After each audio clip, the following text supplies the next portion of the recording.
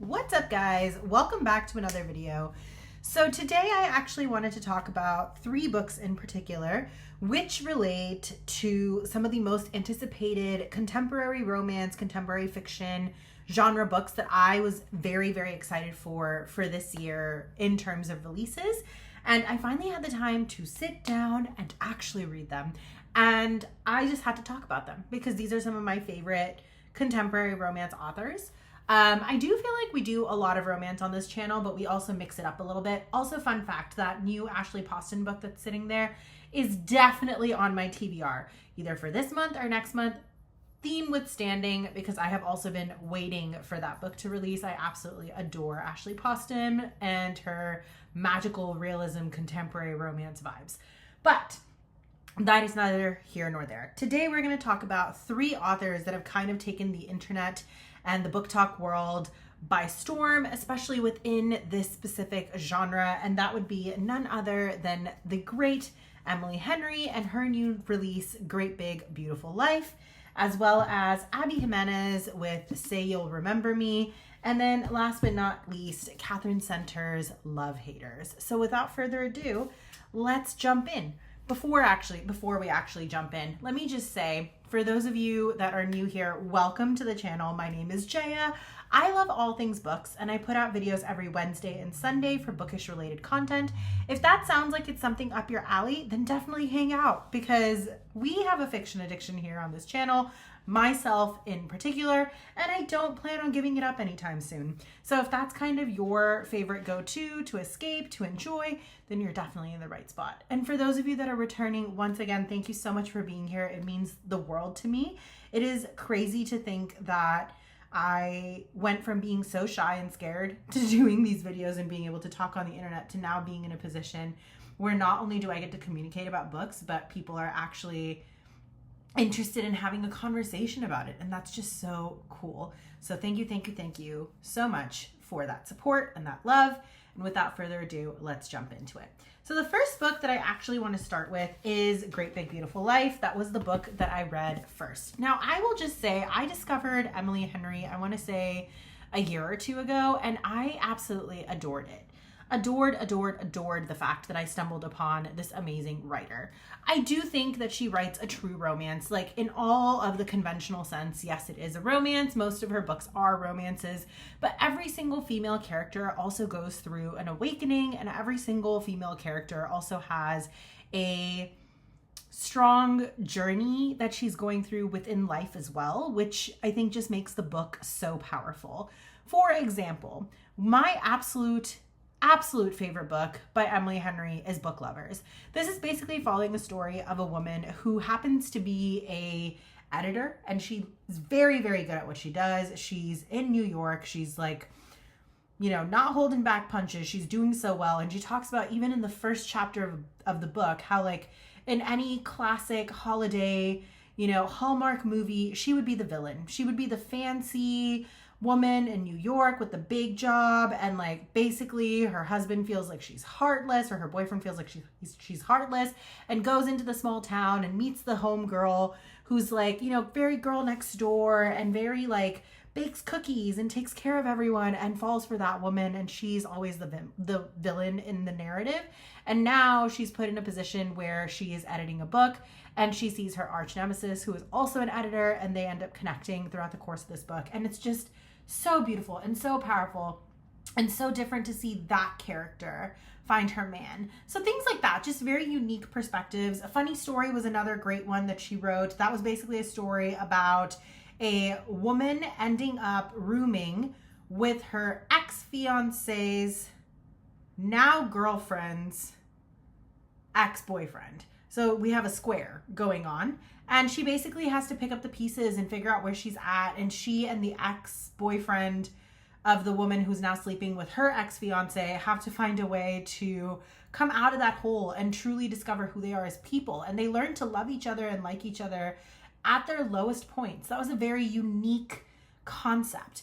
Another one of her books that I absolutely love is Happy Place. It's about a couple that's been together for years. They've broken up, and now they have to go on a joint vacation with their best friends, and they haven't had the gulls to tell their best friends that they've broken up yet. So that was another powerful one. Just really beautiful, beautiful, beautiful work. Beach read, I mean, is an absolute favorite with so many people. It's about a woman who's basically reeling from the death of her dad and like is also, you know, in the writing space as well. I mean, just such great books. And I think the thing about Emily Henry that makes it so beautiful is that each one of these books has characters that you truly heartfelt fall in love with, you know? And this book is no different. So coming back to the original plot point, which is Great Big Beautiful Life, this story is basically following the story of a man and a woman who end up being in a position where they're in a town trying to interview this woman for the history of her infamous life. This woman and her family have been in tabloids, and she had a love affair with one of the most celebrated musicians of their time.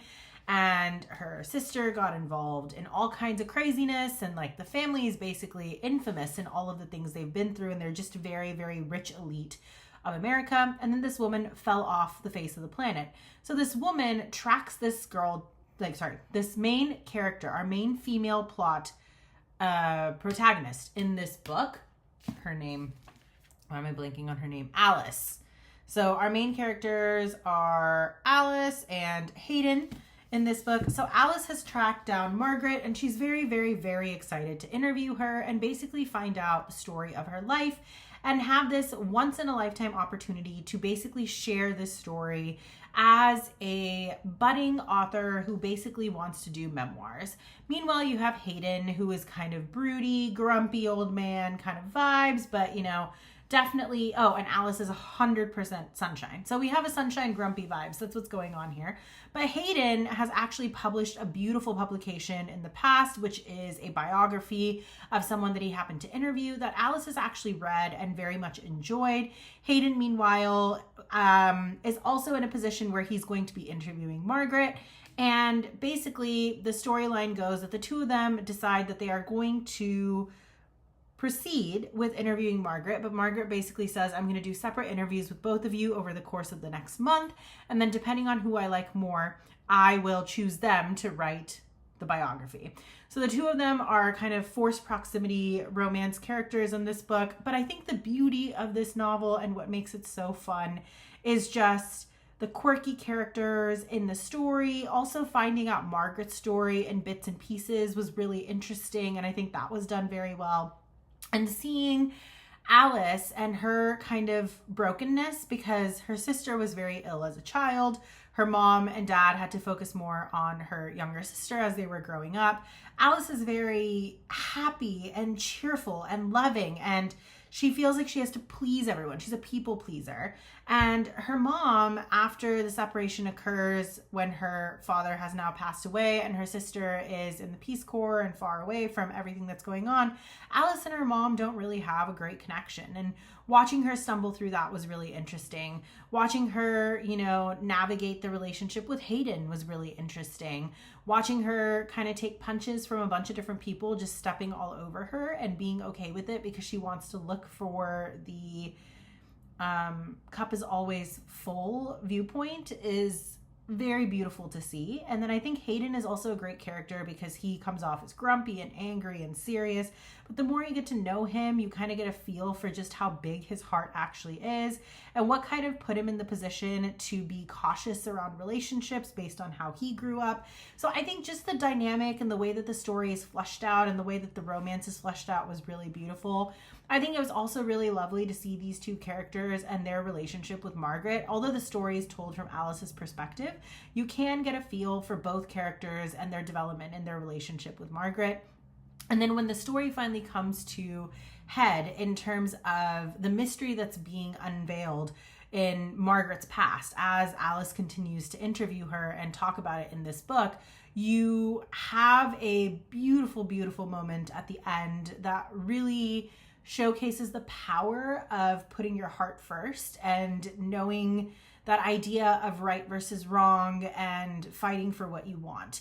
That's a very, very, very generic overview of this book. I don't want to go into too much detail with it. I think all the characters in this book were absolutely lovely. I think it speaks so much to the amount of fear that actually holds us back from relationships that are important in our lives. I think it speaks a lot to how childhood traumas can really shape how you choose to view the world and how it can influence your relationship with your loved ones. In general, I just think it was a very beautifully written book. Is it my favorite Emily Henry? No, I will say that. It is not my favorite Emily Henry. My favorite Emily Henry will forever and always be Book Lovers. I feel I haven't really found something that's usurped that. And then after that, I would say I really enjoyed Happy Place, and I really actually enjoyed Funny Story. I didn't think I would, but I really liked it. And then of course, Beach Read is always a classic. I will say I like this better than my least favorite Emily Henry book, which is People We Meet on Vacation. But I would say that this is probably like mid-tier for her. For me personally, but that's not to take away from the beautiful writing. And that being said, I still ended up giving this book a solid 4 stars, so take from that what you will. Moving on, the next author that I want to talk about today is Katherine Center. Now, Katherine Center has this way of writing a book that is just absolutely beautiful, that also is very hard-hitting because it does, talk about social issues as well throughout the course of this book. Our main female lead character in this book is very interesting in the sense that she basically works in a space of being a reporter. She basically interviews people and talks about their stories and helps with showcasing their motivations, their story, who they are at their core. Now, the interesting thing is, while she is behind the camera and consistently filming and asking questions, she is terrified of being in front of the camera because she made the mistake of dating someone, getting engaged to them, truly thinking that that man was her future, only to find out that he got selected to be the next big artist within the country. All of his videos start going viral, and then slowly their engagement falls apart because the story comes out that he's actually been cheating on her. Now, naturally, during this period of time, she's also being photographed. Her photos are going to be plastered all over the internet. And so through the course of all of this that's going on, she ends up losing confidence in herself. She ends up losing confidence in her ability to feel attractive and appreciated and just able to hold her head up high in society. She goes through eating disorder kind of situations. She goes through body image issues, and we kind of see the tail end of it. We see that she's kind of gone through her therapy and she is growing, but she's still hiding within herself, and she likes to wear all black, and she just wants to be a wallflower. Enter in the interview candidate that she's sent to go see. Her boss basically says, hey, I need you to go to interview this person who happens to be very serious and holds everything close to his chest, doesn't really open up. But he did this amazing rescue, and he basically saved Jennifer Aniston's dog. And, now we have this opportunity to interview him. And his whole job is that he is a rescuer. So he basically goes out and helps people who may be lost at sea and things like that. He basically gets selected for this interview. And she's just like, well, if you got selected to do this interview, why aren't you going? And then her friend / boss basically looks at her and says, well, he's my brother and I don't really talk to him, so I need you to go interview him. From there, the story obviously takes your classic turn. You have a Grumpy Sunshine dynamic that's going on. There's a lot of comedy events that happen, which are just so cute.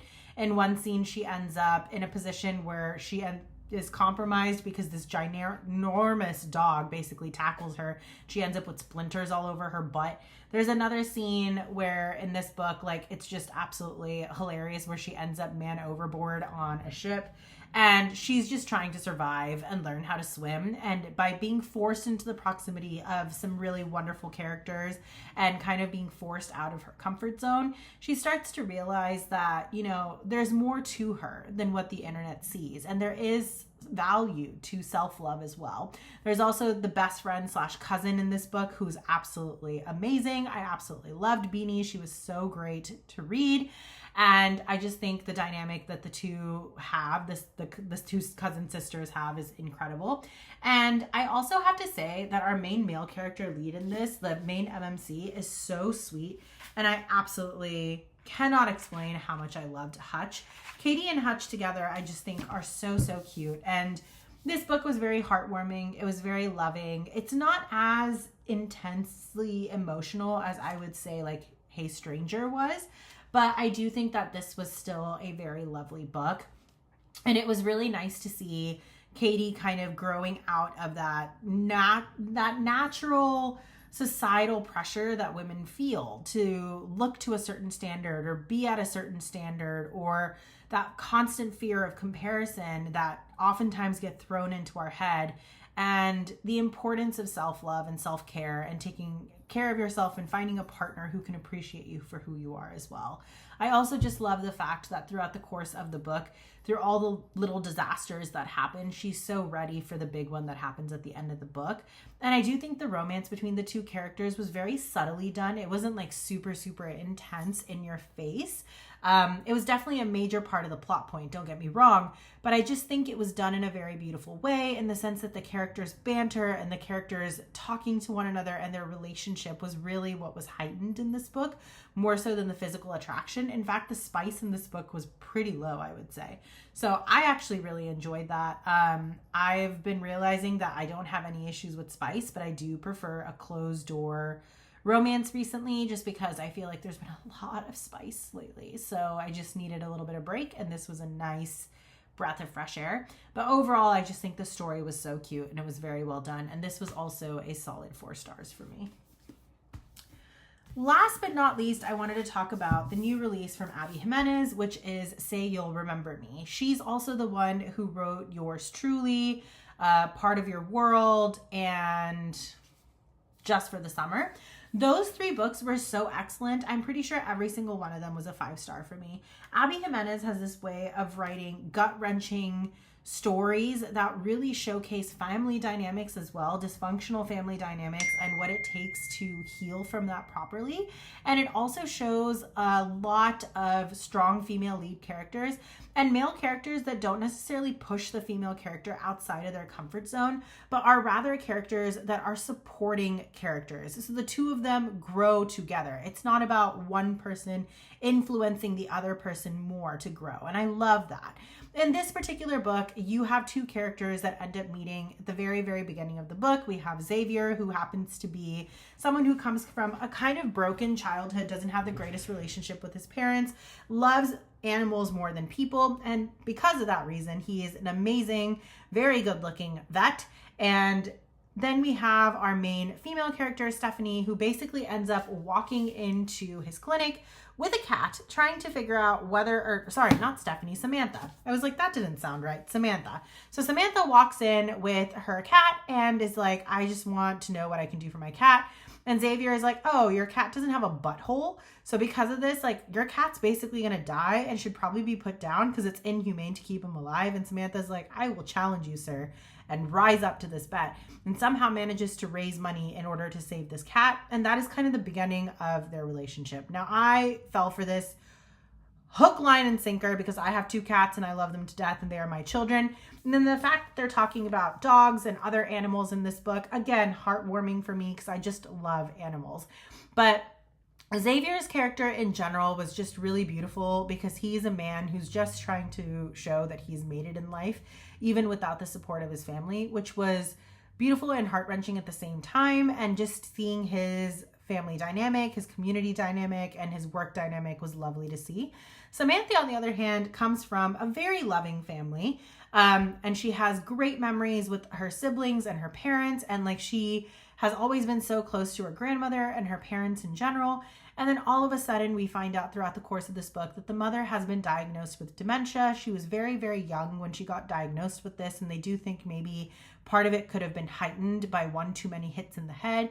And now she is deteriorating in front of their eyes. And as a family, they just want to keep her safe. They want to be there for her. They want to protect her. They want to take care of her. But they're also slowly realizing the challenges that are associated with trying to take care of someone with, end stage dementia. That was gut-wrenching to read. I work with a very elderly population in my career, and they are so sweet and they mean the world to me. And sometimes it's very hard to see someone in that position. Also, having seen my grandfather go through Parkinson's and things like that, it's hard to see a loved one slowly change in front of your eyes. But that dynamic of losing someone to their own mind and slowly watching that relationship unravel is very, very emotional and overwhelming, and it causes a lot of strain on the family. And I just think that was captured so well by Abby. And I do think by the end of the book, the resolution that occurs, the way the family comes together at the end, was really beautiful to see. This book, I think, was very heart-wrenching, gut-wrenching in the best possible ways. I think the romance was so sweet. And once again, not purely physically driven. It was truly about the connection between the two characters. And I just think the amount of effort characters in this book make to make sure that that mom is loved and taken care of, and also trying to implement rules of self-care in there as well, was a balancing act that is so difficult to do, and I think was captured so well in this book, and in a lot of ways did resonate with like real life experiences as well. So overall, I thought this was a lovely book. It is a lot emotionally, especially if you have any family members who have a history of, you know, mental disease such as dementia, Alzheimer's, Huntington's, things like that. But I do think overall it was a beautifully, beautifully written book. And I do think Abby Jimenez captured something very soulful in this book. This one was a 4-star for me. It's still amazing. It just didn't quite have that same 5-star hit that Part of Your World or Yours Truly had for me. But I will say that I plan to read any other book she releases within this series.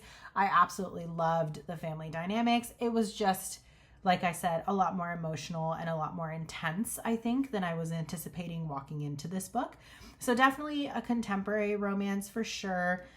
Romance is definitely a huge part of the plot point, but there's a lot of serious topics that are also being discussed in this book, which is why I think she's just such a great author. I love the fact that she can incorporate that into her books as well.